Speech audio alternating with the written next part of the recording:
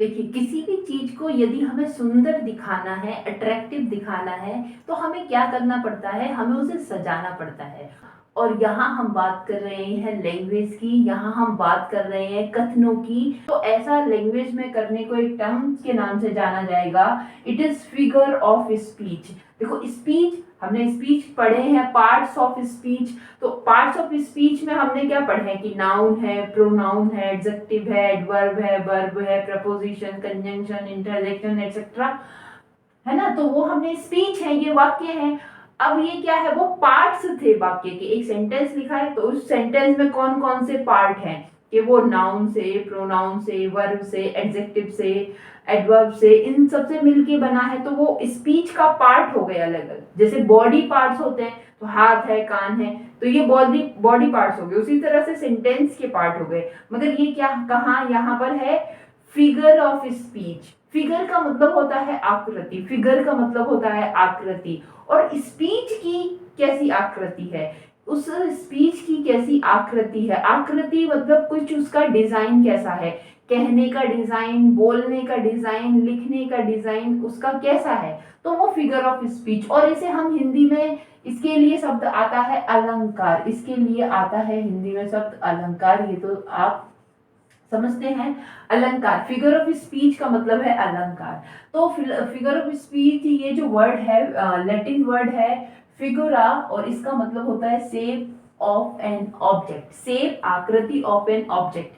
तो वहीं से ये टर्म लिया गया है। और वाक्य में जब हमारा कोई वाक्य लिखा हुआ है, तो हम उस वाक्य में देखते हैं कि किस आकृति में ये ढला हुआ है, किस आकृति में ये ढला हुआ है, और इसमें क्या क्या छुपा हुआ है ना। तो ये फिगर ऑफ स्पीच है। अब ये फिगर ऑफ स्पीच इस लैंग्वेज में यूज क्यों किए जाते हैं, किसी भी वाक्य को कहने के लिए, कथनों को कहने के लिए, है ना। तो क्यों यूज किए जाते हैं, क्या रीजन है इसका। रीजन यही है कि कहकर हम अपनी बात को और ज्यादा आकर्षित आकर्षित ढंग से पेश कर सके, बता सके। तो ये क्या होता है, डिपार्चर होता है। डिपार्चर होता है कहाँ, from ordinary form, of expression in order to produce greater effect। तो ये डिपार्चर है। डिपार्चर मतलब क्या कहेंगे, डिपार्ट होना।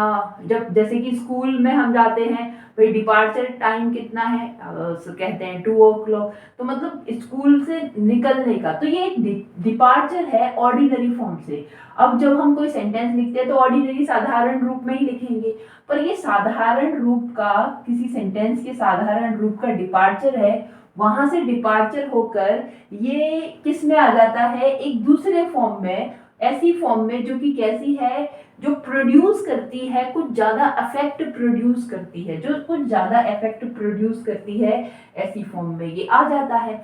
अब ठीक है, तो ये फिगर ऑफ स्पीच की डेफिनेशन है। ये फिगर ऑफ स्पीच की डेफिनेशन है कि कोई ऑर्डिनरी लैंग्वेज हम नहीं यूज करते। ऑर्डिनरी लैंग्वेज से हम कुछ ऐसा प्रोड्यूस करते हैं, ऑर्डिनरी लैंग्वेज का डिपार्चर करते हुए हम ऐसा कुछ प्रोड्यूस करते हैं जिससे कुछ अलग ही क्या हो, उत्पन्न हो, और वो सुनने में भी अच्छा लगे, पढ़ने में, बोलने में अच्छा लगे, उसमें कई सारे अर्थ भी झलके। ठीक है, और इसी प्रोडक्शन जो प्रोड्यूस है, ग्रेटर इफेक्ट डालने के लिए ये कई तरीके से डाला जा सकता है। बहुत सारे तरीके के फिगर ऑफ स्पीच होते हैं। तो सबसे पहले हम देखेंगे कि figure of speech, F S मतलब figure of speech based on similarity.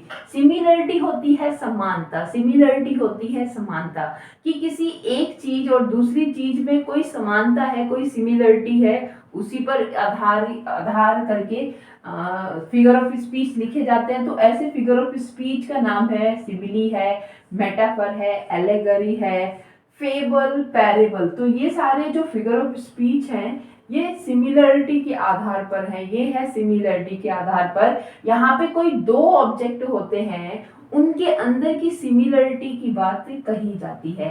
Association, association figure of speech based on association. तो एसोसिएशन का मतलब होता है संबंध, एसोसिएशन का मतलब होता है संबंध, है ना। तो इन फिगर ऑफ स्पीच जैसे कि मेटोनमी है, सिनेक्डक है, हाइपरलेज है, हाइपरलेज को ही हम ट्रांसफर्ड एपिथेट कहते हैं, या इल्यूजन है। ये सारे जो हैं ये कहीं ना कहीं क्या होते हैं, बेस्ड होते हैं किस पर, एसोसिएशन पर। उनके अंदर एक ऑब्जेक्ट से दूसरे ऑब्जेक्ट के अंदर क्या होगा, कोई समानता होगी, कोई ना कोई उसमें समानता होगी, ठीक है। नेक्स्ट है डिफरेंस, और डिफरेंस का मतलब है अंतर। तो कुछ फिगर ऑफ स्पीच ऐसे होते हैं जो कि बेस्ड होते हैं, आधारित होते हैं उनके अंतर पर। अंतर पे जैसे कि इपिग्राम है, एंटीथेसिस है, ऑक्सीमोरन है, पैराडॉक्स है, क्लाइमेक्स है और एंटी क्लाइमेक्स है। अभी हम सिर्फ नाम यहाँ पे डिस्कस कर रहे हैं और फिर इन पर डिटेल लेक्चर, एक एक लेक्चर हम लेके इनको समझाने का करेंगे। पूरी सीरीज को कंटिन्यू रखेंगे, आप बने रहिए, वॉच कीजिए, अच्छा भी लगेगा, समझ में भी आएगा। तो ये जो डिफरेंस पे आधारित फिगर ऑफ स्पीच है, जैसे कि एपिग्राम है, एंटीथेसिस है, ऑक्सीमोरन है ना, पैराडॉक्स है, क्लाइमेक्स है, एंटी क्लाइमेक्स है, जैसे बाथोस भी कहते हैं, ये कोई दो ऑब्जेक्ट के अंदर कोई भिन्नता है, कोई किसी बात के अंदर है ना, कोई दो अलग अलग बातें हैं, उस पर आधारित ये फिगर ऑफ स्पीच है। नेक्स्ट है based on imagination, figure of speech based on imagination. Imagination होती है कल्पना, है ना, इमेजिनेशन होती है कल्पना। तो इसके अंदर इसके अंतर्गत जो फिगर ऑफ स्पीच आते हैं, जैसे पर्सोनिफिकेशन है ना, जैसे कि पैथेटिक फैलेसी, जैसे कि एपोस्ट्रोफे या हाइपरबल। तो ये सारे क्या है, फिगर ऑफ स्पीच है जो कि इमेजिनेशन पर डिपेंड है ना। कल्पना हम कर रहे हैं, किसी चीज का कोई इमेजिनेशन हम कर रहे हैं, उस पे डिपेंड ये फिगर ऑफ स्पीच होते हैं। नेक्स्ट फिगर ऑफ स्पीच है कि figure of speech based on sound, आवाज पर, है ना, बेस्ड ऑन साउंड। जैसे कि एनोमोटोपोई, एनोमोटोपोई ये क्या है, ये कोई आवाज होती है, जैसे कि इसके अंतर्गत कोई जो ऑब्जेक्ट है उसकी आवाज की बात करते हैं। जैसे वाटर की आवाज कैसे मर करती है ना, रेल की राफ्टिंग करेगी, मूव करेगी, लॉइन की है तो रोर करेगी, ठीक है। हवा की आवाज की भी बात होगी यहाँ पे। तो इस तरह के अनोमोटोपई है। एलिट्रेशन, एलिट्रेशन में भी जब कोई सेंटेंस बोला जा रहा है तो फिर उसमें भी आवाज जो है रिपीट हो रही है, एक बार हो रही है, 10 बार हो रही है ना। ऐसा ही पैरोनोमीसिया है, पन है। तो ये साउंड पर रिलेटेड फिगर ऑफ स्पीच है। नेक्स्ट है इनडायरेक्ट। नेक्स्ट डायरेक्ट, सीधी सीधी बात, इनडायरेक्ट कुछ घुमा फिरा के कही हुई बात। तो इनुंडो, आयरनी, सरकास्म, पेरिफ्रेसिस, यूफेमिज्म, लाइटोट्स, ये ऐसे फिगर ऑफ स्पीच हैं यहाँ पर जो कोई बात है ना वो डायरेक्ट नहीं कही जाती, वो डायरेक्ट नहीं कही जाती, उसको घुमा के कहा जाता है, उसको थोड़ा सा अलग तरीके से कहा जाता है और फिर उसका अर्थ निकाला जाता है। तो ये इनडायरेक्ट जो बेस है, इनडायरेक्टनेस पर ये बेस है, ये फिगर ऑफ स्पीच इनडायरेक्टनेस पर बेस है। नेक्स्ट है कंस्ट्रक्शन। कंस्ट्रक्शन कंस्ट्रक्ट करते हैं, कुछ चीज को बिल्ड अप करते हैं, आकार आकृति उसकी बनाते हैं। तो कुछ फिगर ऑफ स्पीच ऐसे हैं जिनके जो वाक्य है ना उनके कंस्ट्रक्शन पर आधारित है कि किस तरह से बना है। कुछ यहाँ का वाक्य यहाँ में, जैसे कि जुग्मा है, जुग्मा। तो ये जो फिगर ऑफ स्पीच है, कहीं पहला ही कुछ एक वाक्य है, उसी वाक्य का उसी के जैसा, उसी को घुमा दिया, उल्टा कर दिया तो दूसरा वाक्य बन गया।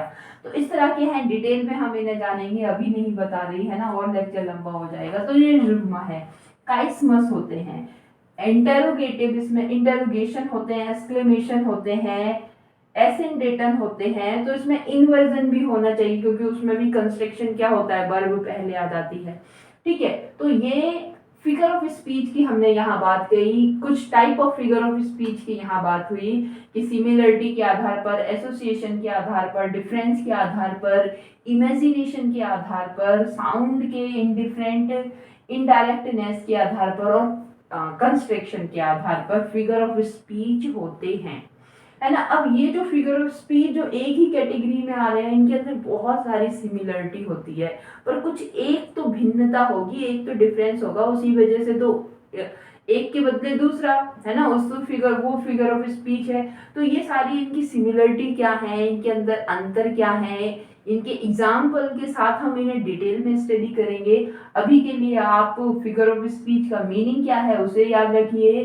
फिगर ऑफ स्पीच इतने सारे हैं, इसको याद रखिए, ना सिर्फ इतने सारे, बहुत सारे होते हैं, अनलिमिटेड हैं, है ना, और मतलब बहुत सारे हैं भाई फिगर ऑफ स्पीच, और ये आधार पर हैं, इनके अलावा भी और भी आधार हो सकते हैं, पर हमारे एग्जाम में इसी यहाँ से ही बार बार क्वेश्चन पूछे जाते हैं। तो हमें याद रखना है कि फिगर ऑफ स्पीच सिमिलरिटी, समानता के आधार पर, डिफरेंस के आधार पर, एसोसिएशन के आधार पर, कंस्ट्रक्शन के आधार पर, साउंड आवाज के आधार पर, इनडायरेक्टनेस के आधार पर, इमेजिनेशन के आधार पर फिगर ऑफ स्पीच होते हैं। तो आज के लिए इतना ही होप करती हूँ कि ये फिगर ऑफ स्पीच का इंट्रोडक्शन आपको समझ में आया होगा और आगे आपको काम आएगा, और इसके बाद हम देखेंगे इनके डिटेल में lecture. Thank you for watching it. Thanks.